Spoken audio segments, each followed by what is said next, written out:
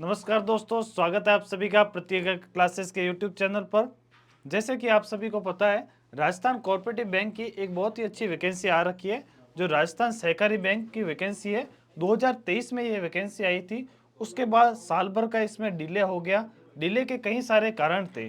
उन कारण को छोड़ दिया जाए तो अभी ये फ्रेश वैकेंसी दिसंबर 2024 में आई है, जो 10 तारीख को रिलीज की गई वैकेंसी में पद है 449।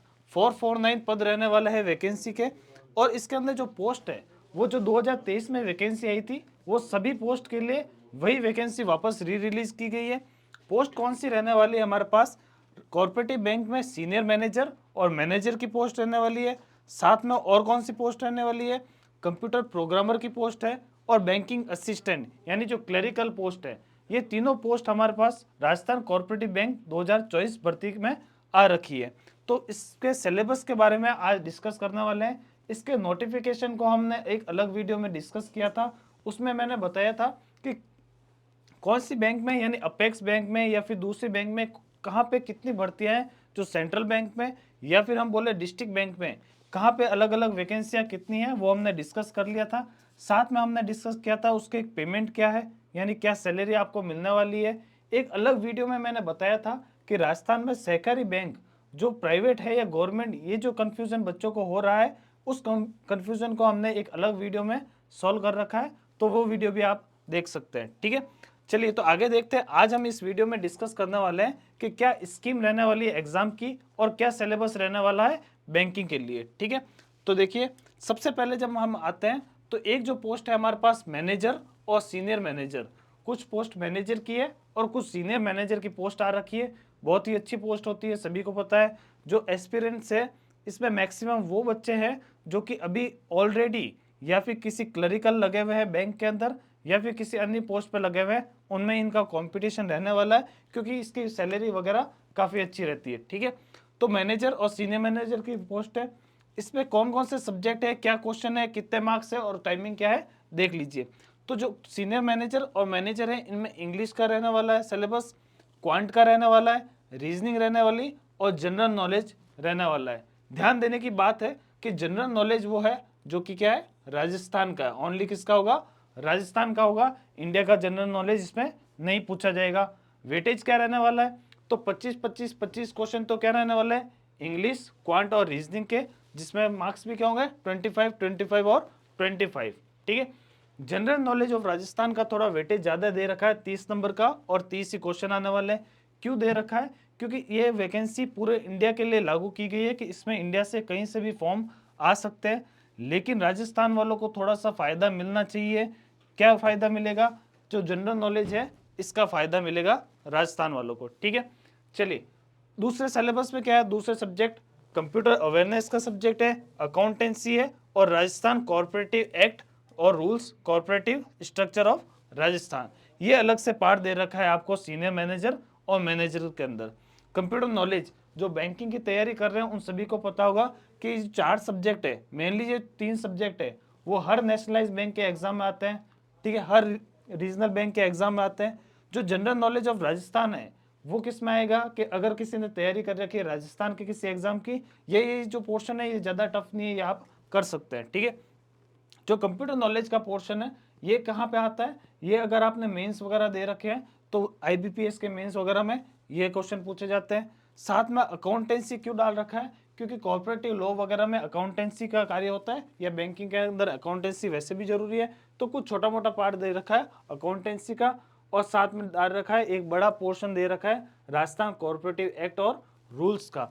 ये बहुत ही बड़ा पोर्शन है, ये बहुत ही बड़ा पोर्शन है, साथ में इंपॉर्टेंट भी है। अब बड़ा पोर्शन का मतलब ये नहीं है कि काफ़ी ज़्यादा इसमें लेंथी सिलेबस है, काफ़ी ज़्यादा पढ़ना पड़ेगा। बड़े पोर्शन का मतलब क्या होगा कि इसका वेटेज काफ़ी ज़्यादा है।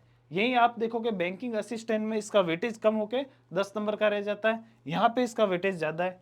तो अगर कोई मैनेजर और सीनियर मैनेजर की प्रिपरेशन कर रहा है, उसके लिए 40 मार्क्स बहुत ही ज़्यादा इंपॉर्टेंट है, और इस सिलेबस से ही उसका सिलेक्शन होने वाला है, या फिर ये अगर किसी ने अच्छे से तैयारी नहीं की तो उसका सिलेक्शन नहीं होने वाला है। ठीक है, तो ये था मैनेजर और सीनियर मैनेजर के लिए। आगे जो हम देख रहे हैं वो कंप्यूटर प्रोग्रामर के लिए कुछ पोस्ट दे रखी है। कंप्यूटर प्रोग्रामर की आई थिंक 5 पोस्ट दे रखी कंप्यूटर प्रोग्रामर की। तो उसके बारे में ये सिलेबस दे रखा है। सब्जेक्ट क्या क्या होने वाला है, तो इंग्लिश और न्यूमेरिकल एबिलिटी और रीजनिंग सेम था। जनरल नॉलेज ये भी सेम है, साथ में प्रोफेशनल नॉलेज ये वाला जो मैनेजर का सिलेबस है पूरा पूरा सेम दे रखा है।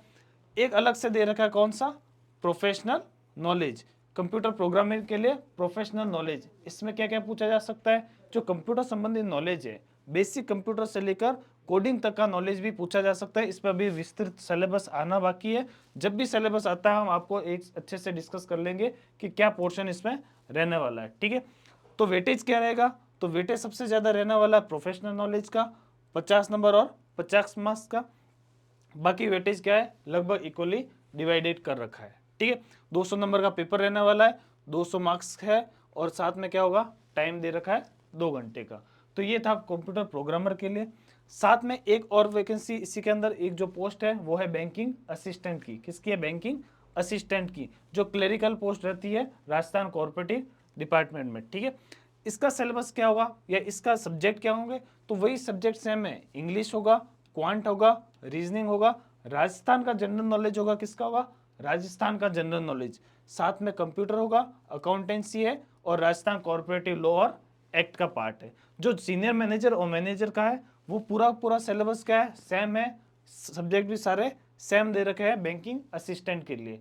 तो इसमें प्रॉफिट क्या रहेगा कि अगर कोई फ्रेश तैयारी कर रहा है तो उसके लिए मैनेजर की पोस्ट के लिए भी है, और साथ में बैंकिंग असिस्टेंट के भी वो एग्जाम दे सकता है, ठीक है। वेटेज थोड़ा सा चेंज हो जाता है यहाँ पे आके कि राजस्थान कॉर्पोरेटिव एक्ट का वेटेज यहाँ क्या रह जाता है, 10 ही। जो मैनेजर में 40 नंबर का पार्ट था वो यहाँ पे 10 नंबर का पार्ट हो जाता है, ठीक है। तो इसमें ज्यादा वेटेज किसको दे रखा है, क्वांट और रीजनिंग को ज्यादा वेटेज दे रखा है बैंकिंग असिस्टेंट के अंदर, ठीक है। तो ये ध्यान में रखते हुए आप स्टडी करोगे, जब आप स्टडी कर रहे हो तो ये ध्यान में रखते हुए करोगे कि कौन से पेपर को कितना वेटेज दे रखा है, आपको कितना डेप्थ में जाना है, ये सब वगैरह, ठीक है। तो ये सब तीनों हमने सिलेबस में सिलेबस के अंदर हमने डिस्कस किया। सॉरी, हमने अभी तक सब्जेक्ट डिस्कस किए, सब्जेक्ट डिस्कस कर लिए कि कौन कौन से सब्जेक्ट का कितना वेटेज है और क्या क्या पोर्शन का कितने मार्क्स आएंगे, क्या टाइमिंग वगैरह रहने वाली है। अब सिलेबस को डिस्कस करते हैं। तो सिलेबस जो डिस्कस करते हैं तो सिंपल, अगर किसी ने बैंकिंग के एग्जाम दे रखे हैं, जो नेशनलाइज बैंक है उनके एग्जाम दे रखे हैं, नॉर्मली जो IBPS एग्जाम कराता है वो दे रखे हैं, तो उसके लिए सिलेबस बहुत ही ज़्यादा ईजी रहने वाला है। क्योंकि कुछ सब्जेक्ट तो क्या है कि टोटली वही सेम है जो कि नेशनलाइज बैंक के एग्जाम्स में आते हैं।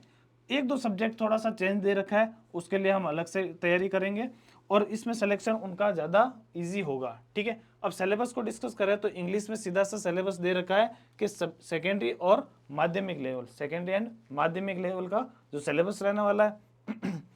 क्वांट का जो एप्टीट्यूड का सिलेबस है वो क्या है, ऑल इंडिया नेशनलाइज बैंक का जो ऑफिसर और क्लरिकल के एग्जाम होते हैं, यानी जो IBPS के क्लरिकल और जो नेशनलाइज बैंक के एग्जाम IBPS करवाता है क्लरिकल और ऑफिसर्स के, वहाँ जो क्वांट रहता है वही क्वांट क्या आने वाला, इस एग्जाम में आने वाला। रीजनिंग भी सेम वही आने वाली है जो नेशनलाइज बैंक के एग्जाम्स में रहता है, यानी वही पजल्स वगैरह आने वाली है। साथ में और क्या रहने वाला है, न्यूमेरिकल एबिलिटी, मैथमेटिक्स का जो पार्ट है वह भी सेम नेशनलाइज बैंक के एग्जाम्स में जो पूछा जाता है वैसा ही पार्ट इस एग्जाम में भी रहने वाला है, ठीक है। इसके अलावा जो अलग पार्ट रहने वाला है वो कौन सा है, जनरल नॉलेज का। और जनरल नॉलेज किसका, राजस्थान का। मैंने कहा था कि राजस्थान का जनरल नॉलेज होने से क्या होगा कि जो राजस्थान के निवासी है, जो राजस्थान के स्टूडेंट्स हैं, उनको थोड़ा सा यहाँ पे बेनिफिट मिलने वाला है। क्योंकि वो क्या है कि राजस्थान के जनरल नॉलेज से कैसे भी किसी बाती से वो परिचित रहेंगे। तो जनरल नॉलेज में क्या पार्ट होने वाला है कि जनरल नॉलेज का जनरल इंटरेस्ट और अवेयरनेस, यानी नॉर्मली ये क्या होगा, एक तो थोड़ा करंट जीके का रहेगा पार्ट, और मेजर इकोनॉमिक्स सोशल इम्पैक्ट, जो मेजर इकोनॉमिक्स के पार्ट है या सोशल इम्पैक्ट्स है वो रहेगा। साथ में पॉलिटिकल, कल्चरल, लिटरेसी और साइंटिफिक एस्पेक्ट भी इसके अंदर पढ़ेंगे। और क्या रहेगा कि current development of the Rajasthan, यानी जो करंट डेवलपमेंट हो रहे हैं राजस्थान में उनके बारे में डिटेल स्टडी करनी पड़ेगी, ठीक है। तो ये जनरल नॉलेज का पार्ट था। नेक्स्ट हम देखते हैं कि कंप्यूटर नॉलेज क्या रहेगा, जो बैंकिंग असिस्टेंट या फिर हम बोलेंगे जो बैंकिंग असिस्टेंट और मेनली जिसमें मैनेजर है वहाँ पे जो कंप्यूटर नॉलेज है वो कौन सा रहेगा, ना कि कंप्यूटर प्रोग्रामर के लिए, ठीक है। तो ये बैंकिंग असिस्टेंट और मैनेजर और सीनियर मैनेजर के लिए कंप्यूटर नॉलेज, बेसिक कंप्यूटर हम बोल सकते हैं कि जो बेसिक कंप्यूटर का नॉलेज होता है वह रिक्वायरमेंट यहाँ रहेगा। Basic knowledge of computer application must be included basic knowledge of the computers and its hardware and software and peripherals, ठीक है। साथ में क्या, knowledge of the MS Word MS Excel और opening of the file and preparation of the file. तो क्या होगा, MS Word और MS एक्सेल होना चाहिए, opening of the file normal file का नॉलेज होना चाहिए, कैसे फाइल्स वर्क करती है, और preparation of the word files, कैसे वर्ड फाइल बनानी है, पावर पॉइंट की प्रेजेंटेशन वगैरह कैसे बनानी है, बेसिक सा नॉलेज होना चाहिए कंप्यूटर का इसके अंदर, ठीक है। तो ये बेसिक कंप्यूटर ही है, ज़्यादा डिटेल कंप्यूटर का नॉलेज नहीं है, ये आप सभी को आता होगा, या ये भी हम आगे डिस्कस करेंगे, इसके क्वेश्चंस करेंगे, यहाँ ये सिलेबस भी हम अच्छे से डिटेल में स्टडी करने वाले हैं यहाँ पर, ठीक है। चलिए, जो नेक्स्ट सिलेबस का पार्ट रहेगा वो रहेगा अकाउंटेंसी के लिए। अकाउंटेंसी के लिए जो सिलेबस का पार्ट है उसमें बोला है कि पास कोर्स स्टैंडर्ड, यानी नॉर्मली जितने अकाउंटेंसी का नॉलेज होना चाहिए, जैसे 12th या फिर 12th के लिए जो 12th स्टैंडर्ड की अकाउंटेंसी है, नॉर्मल डेबिट क्रेडिट या फिर कैसे वर्क करती है अकाउंट्स वगैरह, अकाउंट बुक्स कैसे वर्क करती है, तो इतना सा नॉलेज होना चाहिए अकाउंटेंसी का, ज़्यादा वेटेज इसका नहीं है वैसे भी।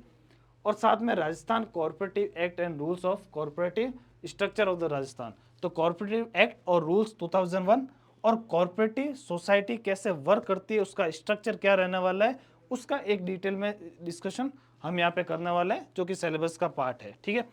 तो ये पार्ट ज़्यादा इंपॉर्टेंट किसके लिए, ये जो पार्ट है ये ज़्यादा इंपॉर्टेंट किसके लिए, मैनेजर के लिए, मैनेजर के लिए ज़्यादा इंपॉर्टेंट होने वाला है, ना कि बैंकिंग असिस्टेंट के लिए, क्योंकि हमें पता है बैंकिंग असिस्टेंट में सिर्फ 10 नंबर का है, लेकिन इसको नेगलेक्ट नहीं किया जा सकता वहाँ पर भी, ठीक है। 10 नंबर भी ज़्यादा इंपॉर्टेंट रहते हैं, 10 नंबर में भी नेगलेक्ट नहीं किया जा सकता, क्योंकि ईजी पार्ट है, ठीक है, ज़्यादा टफ नहीं है। क्या रहने वाला है इसमें, तो हम बोलेंगे silent provision of the Rajasthan cooperative society act and rules, normal सा जो साइलेंट प्रोविजंस है, यानी जो की फीचर्स है राजस्थान कोऑपरेटिव एक्ट के, वो की फीचर्स। साथ में फंडामेंटल ऑफ बैंकिंग, बैंकिंग के फंडामेंटल्स है, नॉर्मली बैंकिंग कैसे वर्क करती है, या फिर बैंकिंग का कैसे नेशनलाइज बैंकिंग में चेंजेस हुआ, या कौन सी बैंक RBI का गठन कैसे हुआ, जैसे RBI कैसे बने, उसके बाद सारे बैंक का निर्माण कैसे हुआ, ठीक है। कॉर्पोरेटिव बैंकिंग, कॉर्पोरेटिव बैंक का क्या स्ट्रक्चर है, कॉर्पोरेटिव बैंक गवर्नमेंट से कैसे लिंक होती है और क्या वो वर्किंग होती है, उसके बारे में हम डिस्कस करेंगे। कोर बैंकिंग, कोर बैंकिंग के साथ मोबाइल ब्रांच बैंकिंग और ब्रांच लेस बैंकिंग भी यहाँ डिस्कस करने वाले, ठीक है। इलेक्ट्रॉनिक बैंकिंग, नॉर्मली यहाँ वर्ड से पता चल रहा है कि कौन सी बैंकिंग की बात कर रहे हैं और कैसे वर्क कर रहे हैं, लेकिन हम यहाँ पे जब सिलेबस को ब्रॉडली डिस्कस करेंगे या पढ़ेंगे तो हम जानेंगे कि कैसे अलग अलग बैंक्स का अलग अलग स्ट्रक्चर होता है, और कॉर्पोरेटिव बैंक में हम कैसे स्ट्रक्चर को पढ़ने वाले हैं इसके रेस्पेक्ट में, ठीक है। इसी का और पोर्शन क्या होगा, क्या कुछ होगा मेरे पास, बिजनेस करस्पॉन्डेंस FC और BC वाला, फाइनेंशियल इंक्लूजन क्या होता है, फाइनेंशियल इंक्लूजन, माइक्रो फाइनेंस क्या होता है, माइक्रो फाइनेंस के साथ में BR एक्ट, RBI के कुछ rules, RBI act, NABARD act, ये छोटे छोटे टॉपिक है, prudential norms, income recognition norms वगैरह, इन सब को हम डिस्कस करने वाले हैं सिलेबस के अंदर, ठीक है। तो ज़्यादा ब्रॉड सिलेबस आपको पॉइंट पॉइंट दे रखे हैं, लेकिन इसके अंदर ज़्यादा डिटेल्स नहीं है। अगर आप मैनेजर या सीनियर मैनेजर की कर रहे हो तो इसके अंदर की डिटेल्स आपको खोद के और ज़्यादा निकालनी पड़ेगी, क्योंकि उसमें पोर्शन ज़्यादा है। अगर आप बैंकिंग असिस्टेंट की प्रिपरेशन करने की सोच रहे हो तो इसका नॉर्मली आपको क्या पता होना चाहिए, डेफिनेशन और कैसे वर्क करती है या क्या क्या की फीचर्स है वो आपको पता होना चाहिए, ठीक है। तो ये सिलेबस का पार्ट था, इस सिलेबस को हमने डिटेल में डिस्कशन कर लिया कि कौन कौन सा सिलेबस किसके लिए ज़रूरी है, और साथ में इस एग्ज़ाम की तैयारी करनी क्यों ज़रूरी है, थोड़ा सा हमने ब्रीफ पे डिस्कशन किया कि एग्ज़ाम की तैयारी करना इसलिए ज़रूरी है इसका, क्योंकि कुछ लोग ये सोच के छोड़ रहे हैं एग्ज़ाम कि ये प्राइवेट जॉब है, तो इसलिए कंपटीशन तो वहाँ कट हो गया थोड़ा बहुत। साथ में कुछ स्टूडेंट जो कि बैंकिंग की ऑलरेडी प्रिपरेशन कर रहे थे, वो ओवर एज हो जाने के कारण नेशनलाइज बैंक के एग्ज़ाम्स नहीं दे पा रहे, लेकिन कॉर्पोरेटिव बैंक का एग्ज़ाम वो दे सकते हैं, क्योंकि इसमें जो एज लिमिट है वो एज लिमिट क्या होने वाली है, 40 ईयर्स होने वाली है। जो नेशनलाइज बैंक का एग्ज़ाम नहीं दे पा रहे थे एज के कारण, अब वो भी ये एग्ज़ाम दे पाएंगे, ठीक है। तो ये उनके लिए एक एडिशनल प्लस पॉइंट हो गया, या उनके लिए एक खुशखबरी हो गई कि वो एग्ज़ाम दे सकते हैं। सिलेबस हमने डिटेल में स्टडी कर लिया, क्या क्या सिलेबस है। आगे आने वाले वीडियोस में हम क्या करेंगे, अब इस अलग पूरे चैप्टर वाइज या फिर जो पार्ट मैं पढ़ाने वाला हूँ उस पार्ट को मैं एक्सपांड करूँगा, जो पार्ट दूसरी फैकल्टीज पढ़ाने वाली है वो उस पार्ट को लेकर एक्सपांड करना शुरू होंगे। एग्ज़ाम इस बार ज़्यादा डिले नहीं होगा, जैसे कि लास्ट ईयर 1 साल हो गया भर्ती को, तो आप सोच रहे होंगे अब और आगे जा सकता है, अब डिले नहीं होगा, जल्दी एग्ज़ाम की डेट आने वाली है और हम अब पढ़ाई स्टार्ट करेंगे इस एग्ज़ाम से रिलेटेड, ठीक है। तो प्रतिज्ञा क्लासेस से जुड़ने के लिए धन्यवाद। इस एग्ज़ाम की तैयारी के लिए आप क्या करोगे, एक व्हाट्सएप ग्रुप बनाया गया प्रतिज्ञा क्लासेस का। सबसे पहला काम तो उसमें जुड़ जाओगे। टेलीग्राम से भी जुड़ जाओगे क्योंकि वहाँ हम लेटेस्ट अपडेट वगैरह शेयर कर रहे हैं। प्रतिज्ञा क्लासेस के यूट्यूब चैनल को सब्सक्राइब कर दोगे और साथ में इसमें कमेंट बॉक्स में आपके जो भी डाउट है वो सारे डाउट आप डाल दोगे, जिससे कि हम आपके आंसर दे सकें। धन्यवाद। इसी के साथ ये वीडियो का एंड करते हैं। Thank you.